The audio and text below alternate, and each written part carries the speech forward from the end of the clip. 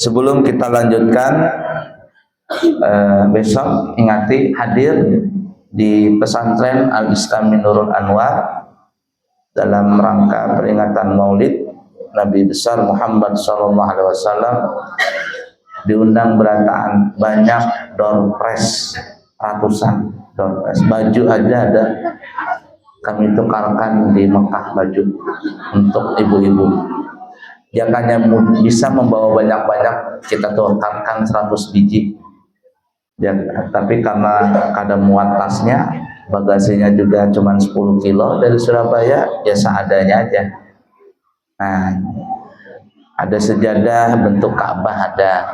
Nah, jadi jangan kada hadir besok. Ingatinlah jam berapa? Jam 8. Jam 8 pagi mulai kita. Anak santri putri hari ini kada ada umpatan karena pemasakan di sana. Dan juga tadi hujan di Amburawang, hujan, kirain sampai sini hujan, ternyata di pesantren aja hujan. Mudah-mudahan rahmat turun insyaallah. Nah, jadi ingatin besoklah tulakan pagi kita di sana bermaulidan, berbagi doorfest insyaallah. Hendak bergantung-gantungan ciki-ciki kah hintalu kah digantung. Ada ulama menyarankan jangan, katanya kada baik. Pebuahan guru ada menyarankan. Berabutan orang ba'asyrakal mahallul qiyam. Blok. Kan menyambut Nabi tapi berabutan itu kada baik. Makanya diskumpul tuh mulai bahari sampai sekarang. Dan suah nang berabutan nang begitu, yang ada berbagi makanan. Nah, tapi karena adat mau bagaimana lagi? Nah, cuman kita rubah adatnya, kada lagi berabutan tapi kita doorpress. Nah, doorpress. Rencananya hendak pang doorpress umrah gratis. Rencananya.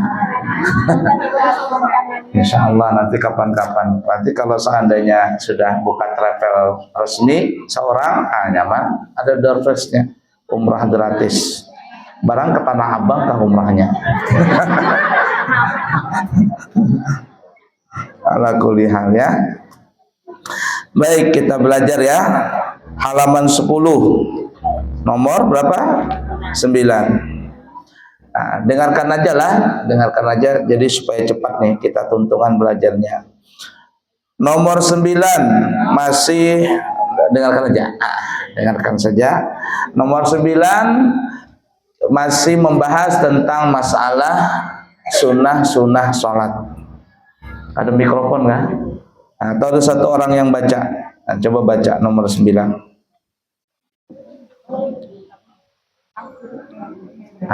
Nomor 9. Lain nomor 9. Halaman 10 nomor 9.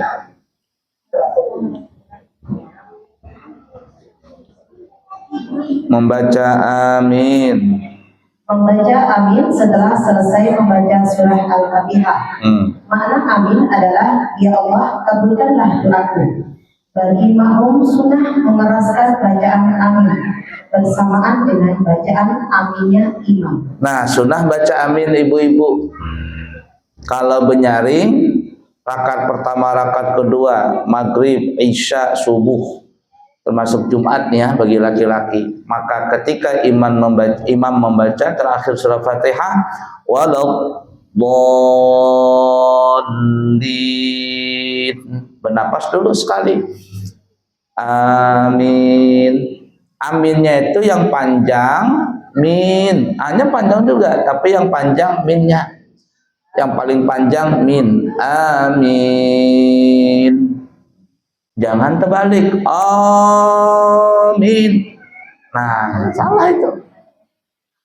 Atau dua-duanya terlalu panjang. Amin. Salah juga. Nang parah kayak kekanakan. Min. Amin. Itu kalau kekanakan soalnya. Min. Oh, amin katanya. Nah, jadi caranya amin. salah. Coba contoh ya. Ya Bu ya bacakan, nanti ibu-ibu sama-sama kita baca amin. Waladdallin.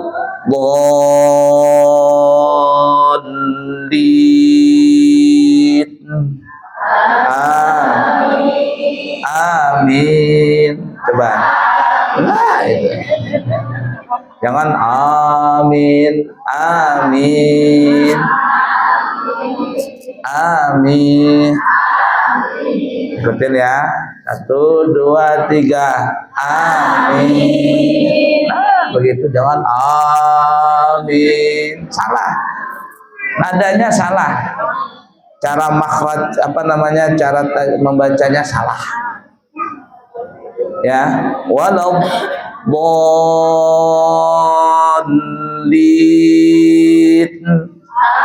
Amin. Nah, begitu yang benar. Jangan amin. Atau bertasydid. Mad lazim kalimi mustaqal dalam ilmu tajwid. Apa dia? Amin. Salah, itu parah banget tuh. Mentang-mentang waladdallin.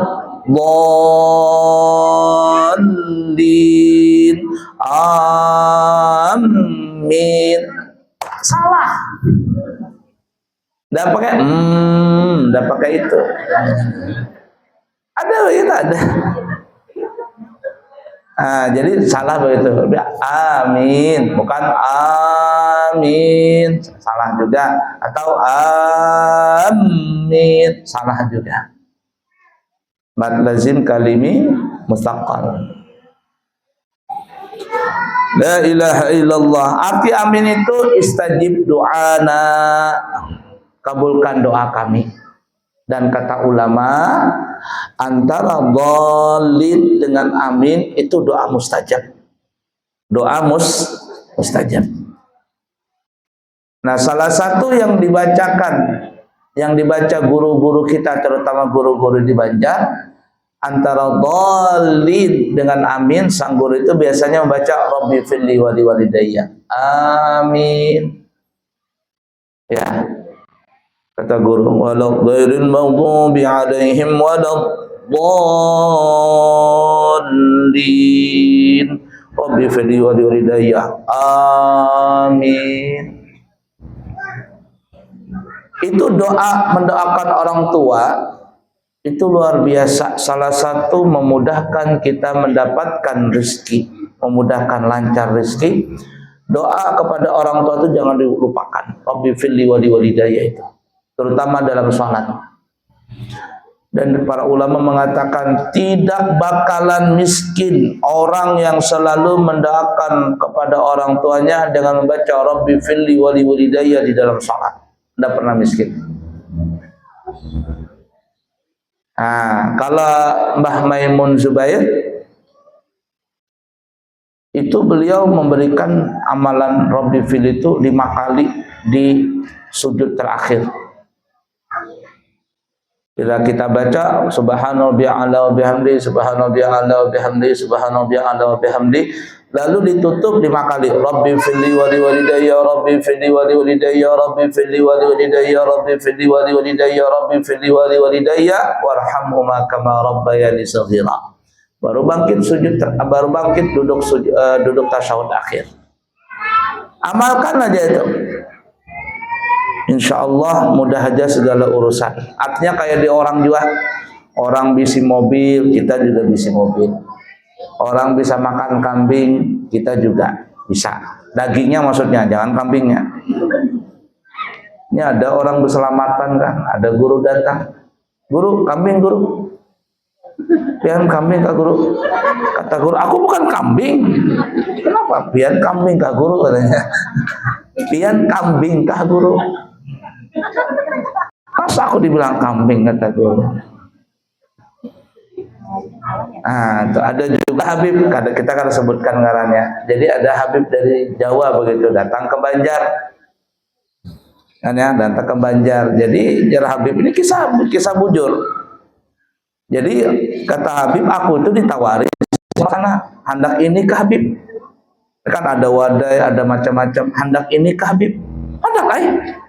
Hendak ini ka Habib, hendak ai.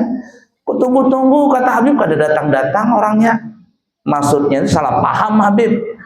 Orang Banjar ini menyuruh pian hendak wadai ini ke Habib, hendak wadai ini ke Habib.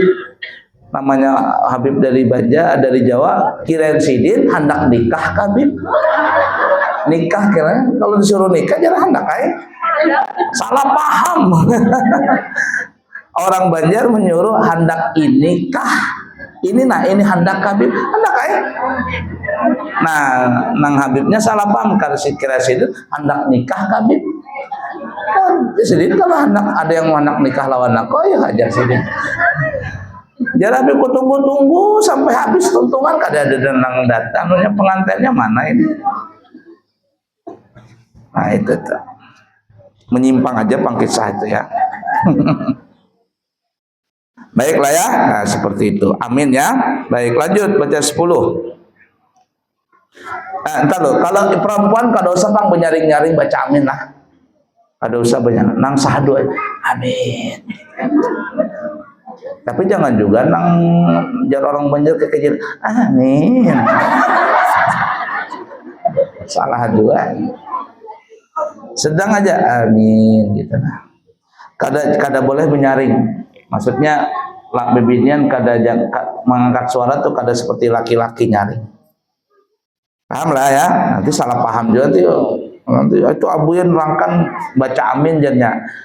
Oh, maksudnya lakian nang benyaring. Kalau bebinian lirih saja suaranya, pelan saja. Baik, lanjut 10 baca. 10. Bagi imam dan orang yang sholat sendirian sunnah membaca sebagian dari Al-Quran setelah selesai membaca Al-Fatihah. Begitu pula bagi seorang makmum yang tidak mendengar bacaan imam. Yang utama adalah 3 ayat atau lebih. Membaca surah pendek secara utuh lebih utama daripada membaca sebagian surat. Meskipun sebagian surat itu lebih panjang. Karena mengikuti amalan yang telah dilakukan Rasulullah Sallallahu Alaihi Wasallam. Baik, dengarkan ibu-ibu ya. Bagi imam 1. Bagi orang yang sholat sendiri ada 2 nih ya. Bagi imam 1 dan bagi orang yang sholat sendiri seperti ibu-ibu. Ibu-ibu kan sering sholat sendiri ya. Di rakaat pertama dan rakaat kedua setelah membaca suratul Fatihah sunnah membaca surah. Baik sholat wajib ataupun sholat sunnah. Ingatin lah, jangan baca Fatihahnya saja. Ada orang sholat ancap benar sholat sunat qobliyah balik ancap benar. Kenapa? Cuman baca Fatihah tidak ada surahnya, makruh hukumnya. Makruh. Nah kalau kita jadi imam, ada seorang jadi imam, imamnya perempuan umpama, imamnya perempuan juga, atau imamnya laki-laki, imamnya terserah siapa saja. Di rakaat pertama, rakaat kedua sunnah membaca surah. Sunnah membaca surah. Nah, seperti itu tuh. Tapi kalau kita jadi makmum, ada imam, kita jadi makmum yang membaca surah cuman imam, sedangkan makmum hanya mendengarkan saja. Rakaat pertama, rakaat kedua. Pahamlah. Wah, kemudian membaca surah ini ibu-ibu sekurang-kurangnya paling baik sekurang-kurangnya 3 ayat. Karena surah yang paling pendek, surah apa yang paling pendek? Al-Kautsar. Berapa ayat? 3 ayat. Inna a'tainakal kautsar fasholli li rabbika wanhar inna syani'aka huwal abtar. Surah Al-Kautsar namanya, Telaga Al-Kautsar. Kalau ada nanti bulan puasa atau ibu-ibu suka puasa, gawian banyak di rumah, mana berjualan, mana bertetapas, mana menyapu rumah, mana macam-macam. Olah banyak uyuhan olah. Mau wadai, mau apa sudah pokoknya macam-macam lah. Mana mau ulah wadai bertinjak pulang. Ya, berkaki. Kalau kada bekaki bagaimana? Ya. Jadi maulah wadah puasa nih. Supaya kada haus ibu-ibu amalannya apa ya? Nah, waktu sahur nih. Atau laki pian umpama begawi apakah? Begawi nang bangunan kah, begawi yang sales kah, antar barang. Ini kan macam-macam gawian laki-laki itu. Nah, jadi waktu sahur tuh nah baca Al-Kautsar. Bismillahirrahmanirrahim. Inna a'tainakal kautsar. Seterusnya 3 kali. 3 kali, 5 kali, 7 kali, terserah aja. Baca. Setelah itu minum. Insya Allah dari pagi sampai sore kada haus. Kenapa kada haus? Karena tafaulan yang dibaca itu surah Al-Kautsar, yakni telaga Al-Kautsar. Kata Nabi, man yashrab lam yadma ba'dahu abada. Siapa yang minum telaga Al-Kautsar, dia nggak pernah akan haus selama-lamanya. Nah, itu amalan bagi orang yang kehausan kalau puasa apa itu. Nah, seperti itulah. Nah, jadi 3 kita kembali. 3 ayat sekurang-kurangnya. Kalau 1 ayat Bang, boleh aja, cuman makruh kata ulama. Ya, cuman makruh, sekurang-kurangnya 3 ayat. Nah, kata ulama, membaca 1 surah walaupun pendek, 1 surah ini pendek, itu lebih afdal dari membaca Al-Quran walaupun panjang tapi tidak 1 surah. Walaupun ini ada beda pendapat antara Imam Ramli dengan Imam Ibnu Hajar. Cuman guru-guru kita banyak mengatakan membaca surah yang pendek tapi 1 surah itu lebih afdal daripada membaca Al-Quran ayatnya panjang tapi nggak 1 surah. Umpama si ibu A setelah rakaat pertama membaca surah Al-Kautsar, inna a'tainakal kautsar fasholli li rabbika wanhar inna syani'aka huwal abtar. Ini 1 surah. Si ibu yang B membaca ayat panjang. Umpama kayak ibu tadi baca Al-Quran ya, panjang begitu sampai 10 ayat. 10 ayat. Nah, mana yang lebih afdal? Sebagian ulama mengatakan yang 1 surah pendek itu lebih afdal daripada ayat yang panjang tapi tidak 1 surah.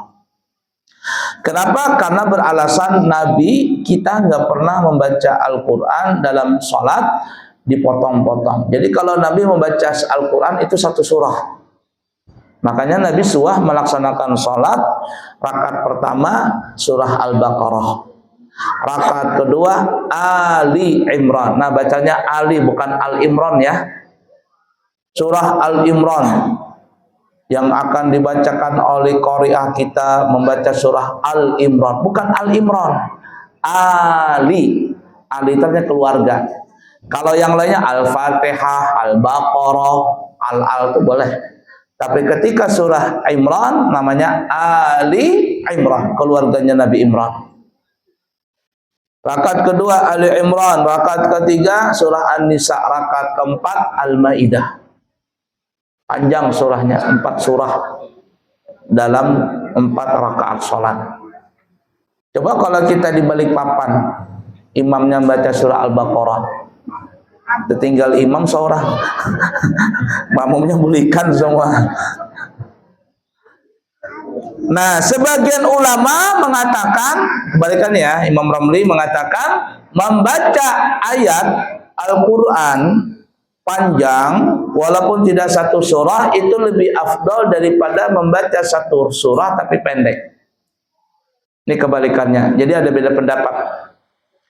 Kenapa ya? Alasannya walaupun Nabi tidak pernah mengerjakan itu tapi melihat sisi daripada pahalanya.